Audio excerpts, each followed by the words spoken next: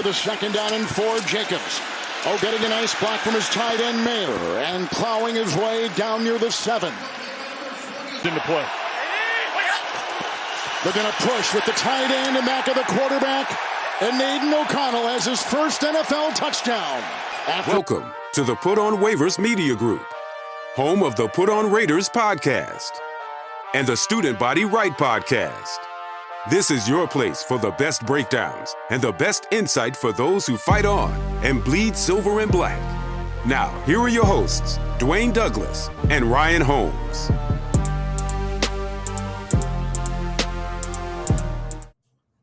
And welcome, everybody, to the glorious episode of the Put on Raiders podcast. I'm your host, Dwayne Douglas, and I am podcasting off the beautiful shores of the Pacific Ocean. Beautiful day out here in Southern California. PORSBR is my Twitter handle.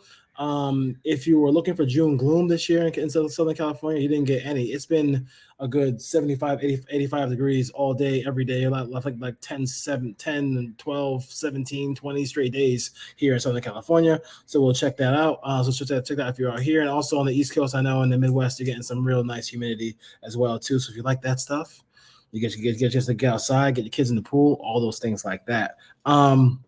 What we're going to do is we're going to break this show up a little bit. I'm going to show you two plays. One play that I actually hate that Garner Minshew wasn't able to complete, and a play that I thought he did everything right, and it shows why some Raider fans have some hope for him as being the starter. So we'll go check that out, and then we'll come back on the other side. Dwayne Douglas here, Put on Raiders podcast. Garner Minshew, Raiders quarterback now, was with the Colts last year. It's 23-17, last game of the year. It is an elimination game. It's 4th and 1 on the Texans. You know what is this? 11-yard line, 12-yard line here. This is the 15-yard line. This is the season. This is the game here, right? So they need that 1 yard, otherwise they go home. And this is a play that I really don't like from Garner Minshew. I'll show you a play that I really like from Garner Minshew after, but this is a play I don't like from him as well. First of all, the footwork on this throw is not a good one. I don't like the footwork on this throw. You look at. I just paused it right here. Look at the defense here. The running back in the flat is just going to be wide open. Like I don't know what on this play. It clearly the Texans had the wrong call. They screwed it up a little bit. But the running back's going to be wide open. So you have to have the correct footwork. You got to have your arm, and everything has to be perfect. You have to double down on your fundamentals as a thrower to make sure this throw gets to where it needs to go. Here we go again. And backing up, it's feet in the air, with no pressure whatsoever, because there's no pressure, as you can see. And this throw has to be. If this throw is on target, you look where 53 is. Look where 53 is right here. Like 53 is out of the play. 21's covering Michael Pittman. This might be a touchdown. They might be going to the playoffs and ruin the whole C.J. Stroud story. So let's continue to play. Look where that ball is. Now everybody's gonna say, hit you in the hands, hit you in the hands, hit you in the hands. This ball has to be. Even if he pump fakes and just regathers himself, that ball has to be between the 3 and the 1 because he's wide open. This is wide open. You're running full speed away from the quarterback, away from the line of scrimmage, and have to come back and make this catch. This pause, I hate to be like screenshot guy, but this is a reason why this play he didn't catch this ball. Look how far behind him. Look how far behind him it is. Now the announcers kind of screamed, "Oh, Goodson with the drop." This play is all on the quarterback. You have to be able to hit him right in between the 3 and the 1. So this is not an incompletion with 1 minute left, 4 seconds, and your season on the line. You have to have better accuracy here on this throw. Here you got the drop. And then you fall down, and D'Amico Ryans and company are going to the playoffs. So I really want. That play. I know people are going to say it's on the running back. Nah, bro. When you see that, that's a very difficult catch when it's not thrown correctly. If it's thrown correctly, that's a touchdown, or definitely a first down. and then you get that ball within the 5-yard line, and the season continues. Maybe you win that game. Houston has all 3 timeouts, so maybe you force them to use all 3 timeouts in that situation. All right. This is 3rd and 1, another short yardage situation here for Garner Minshew. This one I like a lot because there's no panic in this play. A lot of times when you get to the midfield area, you're going to see a team try to take a shot, especially on 3rd and 1. So he is under center on this one. On the other play, he was in the shotgun. And let's just roll a little bit.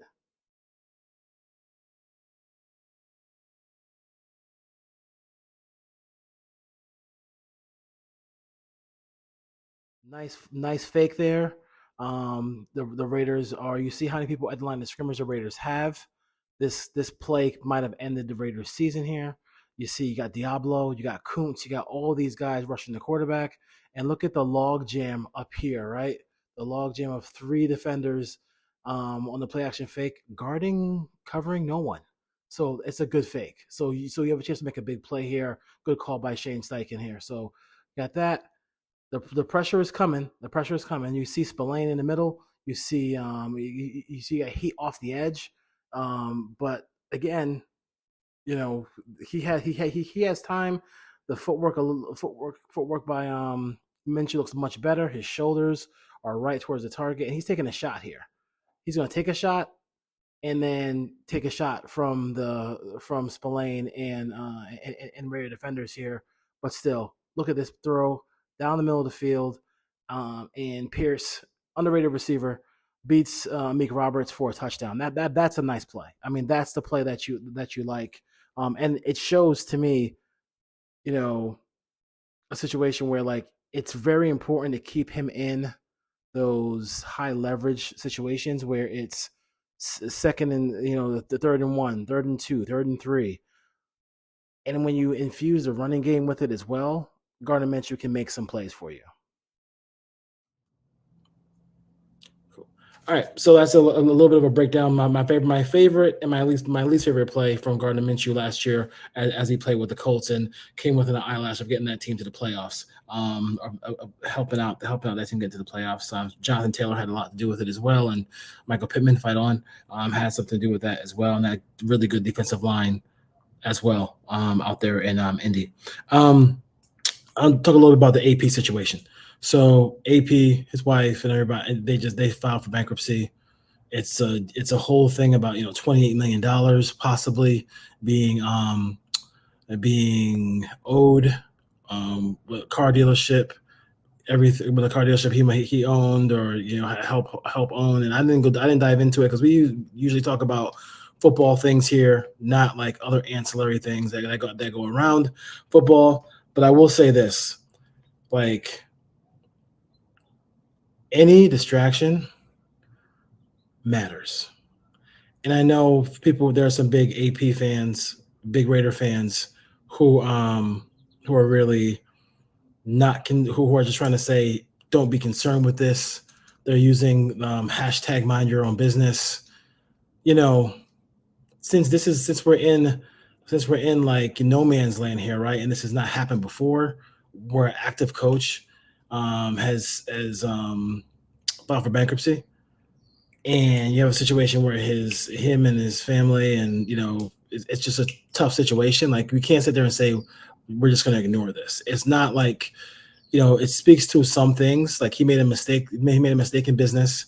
Going in to business for yourself is a how can I put it? A tricky situation. You have to really, do your homework and make sure you dot all your I's and cross all your T's. I'm not gonna go into like, oh, this means he needs to get fired. It doesn't mean. I think it just means that it's a distraction. It does put pressure, or adds pressure to you as a coach. You hope that he can probably get him and some lawyers, and hopefully they can handle the situation. I know these big car dealerships are maybe trying to make a point or make an example of him as well too. Like that could be something. that you have to look out for as well if you're the Raiders and if you're Antonio Pierce. But I do wonder that, if this was on the horizon, I gotta say, like, when you think about it, like, I mean, like, should Mark Davis have known? Like, did Mark Davis know? And I think that for him, like, that's something where we all seen the one Achilles heel, the one issue with Mark Davis is that he hates to be embarrassed. That dude does not like to be embarrassed. He hates that. So if he finds this to be an embarrassment, if the Raiders go south a little bit, does he, just try to promote Patrick Graham and stuff like that? Like, I don't want to get to that point. I think AP is a good leader. We'll see how good of a head coach he is now that he has an entire season under to kind of oversee, and he got a lot of guys in this whole in the building who have experience. Marvin Lewis, people like that, Philman, all those guys like that. Even Patrick Graham has a lot of experience being a DC at a high level. Worked for Belichick, worked for all these different guys. So we'll see. I don't necessarily want to go kill people and just say and go over the top and say, oh my God, this is going to be the reason why they lose, going to be the reason why they win. I think the on the field stuff, I think players are pretty resilient. They're going to focus on the field. He's going to focus on the field. But I do think that, like, as far as it's something to watch out for, because let's see how the creditors come after him. Let's see how this whole situation goes. Are they going to just say, are they going to be garnishing his wages? Is he going to be pretty much coaching for free? Like some people have been saying, like, it is, you can't say AP is this, that, and the other thing. And then when something you don't like shows up in his background, say it doesn't matter. That's tribalism. That's like, hey, this presidential candidate has, 34 counts of felonies. I'm still voting for him. So it doesn't really matter. I'm gonna look past it. Like, everything matters. Like, you know what I mean? Like, if somebody does that, and I'm not making a political statement, I'm just saying in general, like, everything a head coach does, a player does, like it matters. Like, we rip players. I mean, how many people are in football chats or any kind of sports chat, comment room or whatever, and we rip players, talk about players off the field, and just go after them, right? And then, if it's a guy we like, we try to make excuses for him. You can't do that. Like, that can't be your thing. You can't be sitting there doing a living life like that. That is just whack. Like, you just don't do it like that way. So I would say this for AP. Hopefully everything works out. Everybody knows what it's like to have everybody at some point, unless you're like a silver spoon kid, what it's like to be, everything's tight with money or tight with bills, all those things like that. Those things can be, like, mentally exhausting for you. And I hope that him and his family, that everything gets all straightened out as far as that goes, for him, his family, and the Raiders. Because I don't wish any ill will towards AP, his wife, or any of his business partners or anything like that as well. So hopefully everything gets worked out and he can just coach the team and he can have a fruitful existence as the Raiders head coach. All right. I think one thing I wanted to talk about was, we talk about the Christmas game. Oh man, the Christmas game, right? That the Raiders had against the Chiefs. I think the one thing that we have to remember is you got to ask yourself this question: